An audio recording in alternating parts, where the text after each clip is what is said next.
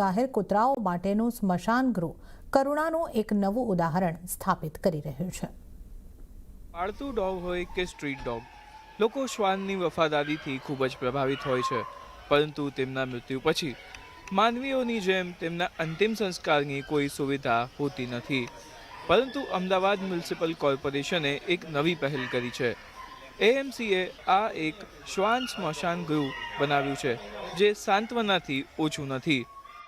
અમે એની શાસ્ત્રોક્ત વિધિ YouTube video બધી હિન્દુ વિધિથી એનું થાય એવી અમારી ઈચ્છા હતી।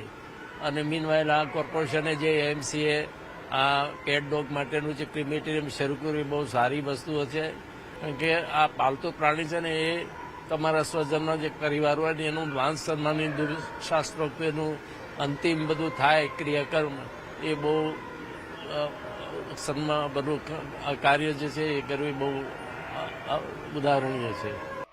અમદાવાદ મ્યુનિસિપલ કોર્પોરેશને પાળતુ શ્વાનની નોંધણી શરૂ કરી અને શ્વાન માટે પીએનજી સ્મશાન ગૃહ બનાવ્યું છે।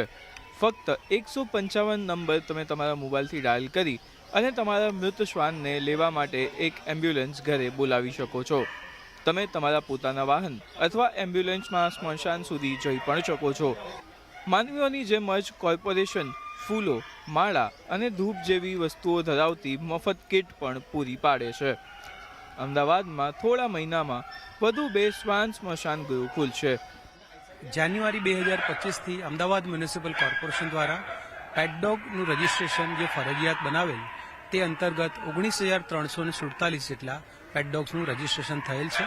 અને એક ફેમિલી મેમ્બર્સ જેવા પેટ ડોગ્સનું જ્યારે અવસાન થાય છે ત્યારે પેટ ઓનર્સ માટે એના ક્રેમેશનની ખૂબ જ મુશ્કેલી અને અગવડતા ઊભી થતી હતી, અને ધ્યાનમાં લઈ કોર્પોરેશને 30 લાખના ખર્ચે આ પેટ ડોગ ક્રેમેટોરિયમ સગવડ અત્રે અહીંયા ઉપલબ્ધ કરેલી છે।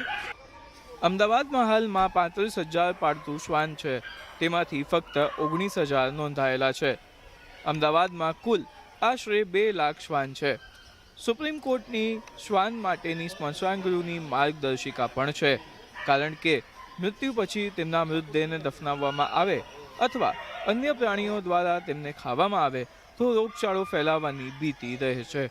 વફાદારીના પ્રતીક સમાન શ્વાનની આ પ્રકારની અંતિમ વિદાય એક સદભાવના તો પ્રગટ કરે જ છે, સાથે સાથે સંભવિત રોગચાળાથી માનવ જાતને પણ બચાવે છે। કેતન જોશી, અમદાવાદ।